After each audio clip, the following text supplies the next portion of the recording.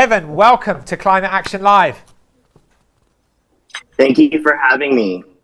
Well, it's always amazing to work with you. Your work is a complete inspiration. So thrilled that you're here. So, Kevin, the first thing I'd like to ask you is, could you tell me about your journey and your passion? Where does this energy come to make such a difference? Of course, I began at a very young age, at the age of 11, or as a little kid. Both my parents, migrated from India to the United States when I was, and that journey from India to the United States was one of, them being climate migrants, given that my parents have a background in farming. And I think when I was growing up, I think a lot of that knowledge from my father on the way in which he had to migrate, and because of the natural disasters that were happening, the floods, the wildfires, the drought that was happening in India, prevented them from actually living sustaining themselves and having a livelihood. And that's the reason why they had to move to the United States. I think a lot of that was, a big factor in why, how I grew up and the knowledge that I learned from my father and the ways in which I can grow my own food. And so, like, the first ever issue that I began with, my journey really begins with me talking about food justice and the ways in which my own community of South Central Los Angeles, where I'm based, has many injustices, and one being food injustices. And I think that's the first issue that I ever got involved with. And I think that's something that really was my passion, is like seeing how my community is being impacted by the inability to have non-GMO or organic or vegan or even healthier produce, was like one of the first things that I got involved with. But that really changed the second semester of my sixth grade year, when I was directly impacted by the air and smog pollution that ravaged Los Angeles. And I then, had like a bit of a wake-up call, saying that it's not just one injustice that my community faces, it's a multitude of injustices that my community faces. And if I don't use my voice, and if I don't empower my community to use their voice, then these injustices and these issues will continue to prevail within my community. And so ever since then, ever since the age of 11 to now, I've continued to utilize my voice, not just in my own community, but in many different communities. Thank you. I mean, in relation to the climate crisis, how worried are you? And do you think we can turn this around? Yeah, as you know, the climate crisis is indeed a worrying issue, right? The urgency is palpable. But I believe in our collective ability to turn things around. I instead of being pessimistic, I stay optimistic, because I believe in the young people who are creating the solutions, who are being the leaders and utilizing their voices, not just on the streets, but also in their own communities to implement the climate solutions.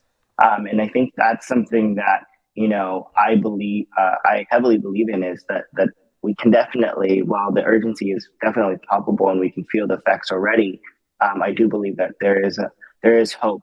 There is, we must stay optimistic about things and continue utilizing our voices and get more people part of our movement to really see the shift and make an impact. Yeah, I'm always asked that question: how worried are you for the climate crisis? I am definitely worried, but I am also very much optimistic and hopeful that my generation and generations who have come before, that are still using their voice, will make the difference. Amazing, Kevin. You're absolutely right. I mean, we have to be worried. The situation is what it is. But if we don't remain optimistic, then we're not going to attempt to make the difference that I know that you do on a daily basis. And let's just talk about that for a second. So you founded One Up Action. Could you tell us about the organisation and the incredibly important work that you do, Kevin? Of course, I think it starts with a story, right? For me, the fight for, climate justice is not just an environmental issue; it is an issue of social justice as well, right? And the impacts of climate change, disproportionately affect communities of color, low-income communities, and indigenous communities. And so these communities oftentimes have fewer resources to cope with the effects of climate change. And they're more likely to be located in areas that are highly polluted. And I noticed that when living in South LA, how the freeway is very close to me, how the fossil fuel industry is right in our backyards, how we have less trees in my community. And these are things that you can notice if you only can see what is happening in your community, right? And so fighting climate change and fighting for justice and equity are synonymous to this entire, the fight for climate justice, right? We can't just fight for one issue; we must fight for all. Um, as a young person of color, I understand the importance of representation in the climate movement, and I know that young people from marginalized communities and backgrounds often face additional barriers to getting involved in activism and having their voices heard, which are often always overlooked. So in 2019, I really saw that as an issue where a lot of voices in the climate space didn't look like me or didn't, definitely didn't walk in the shoes of being affected by the climate crisis. And I really wanted to do something about it. So I created an organization called One Up Action, really focused on the implementation and acceleration of climate solutions, but for communities of color and supporting young people. We've changed over time. So our whole mission now is just making sure that we can support every young person possible to really accelerate and implement climate solutions, whether that be in the government sector, whether that be local communities implementing different climate frameworks like regeneration and Project Drawdown and Speed to Scale and whatnot.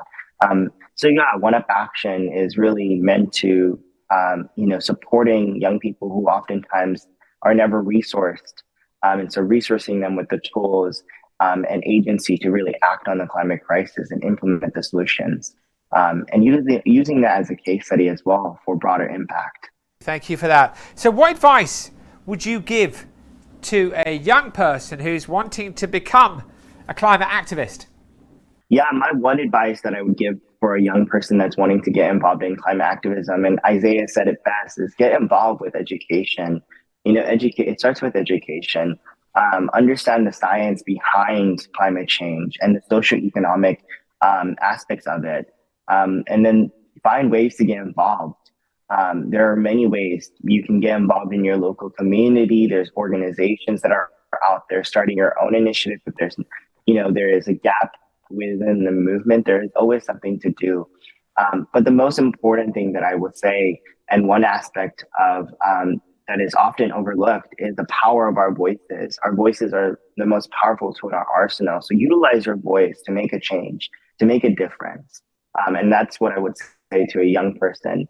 Because it only took me to realize that there was an issue and that wanting me to act on it. The only way that I was able to act on it was to be able to use my voice.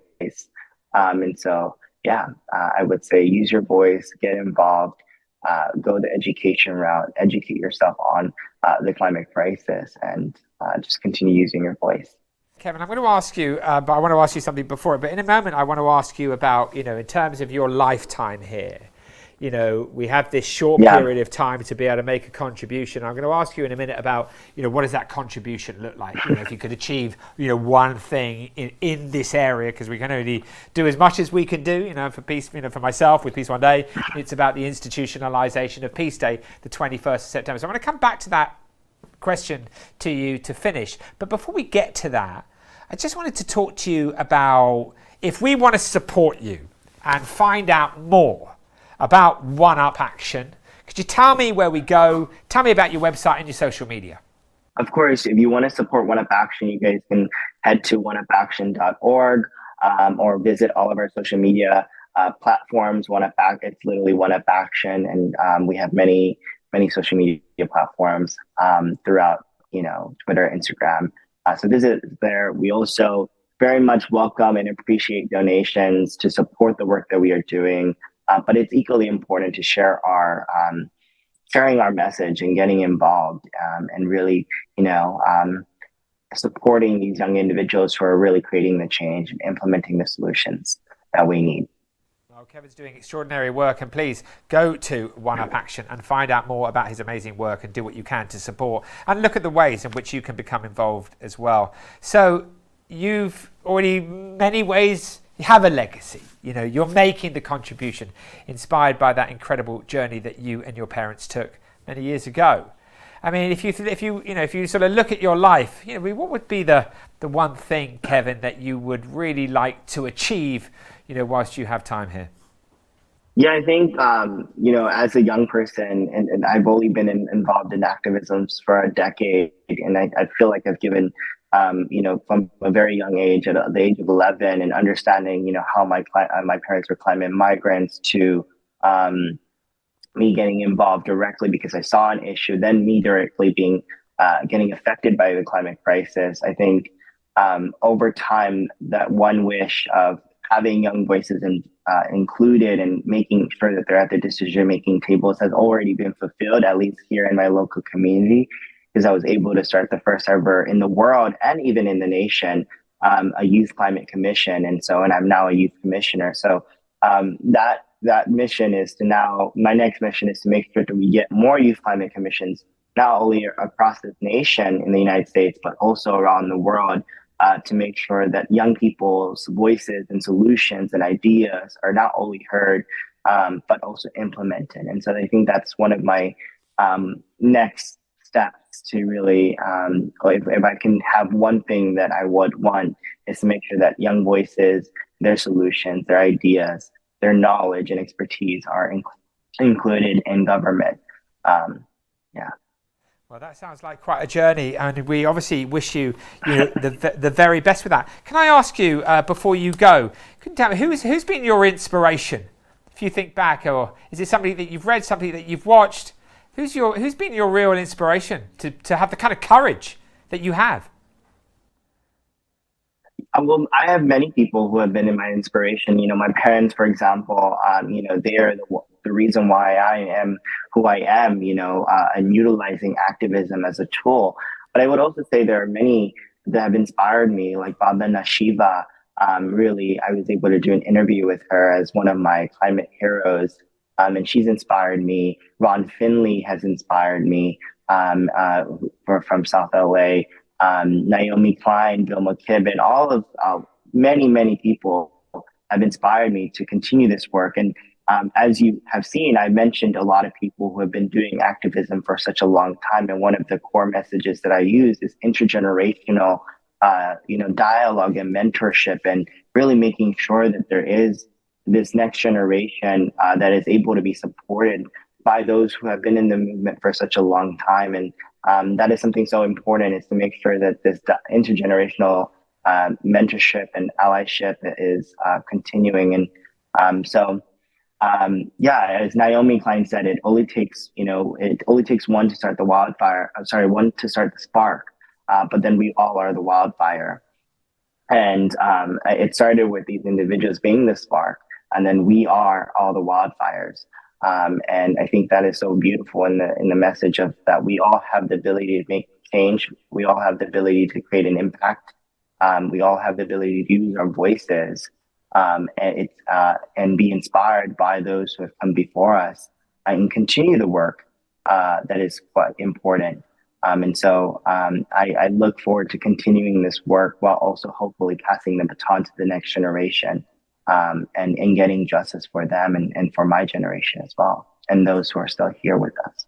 Well, Kevin, absolutely incredible. Well, listen, I wish you the very best of luck with obviously One Up Action, and I hope to everyone watching, they go visit your website and support you. You're doing amazing things. Really good luck with your journey, and we obviously at Peace One Day wish you the very best. Thank you so much.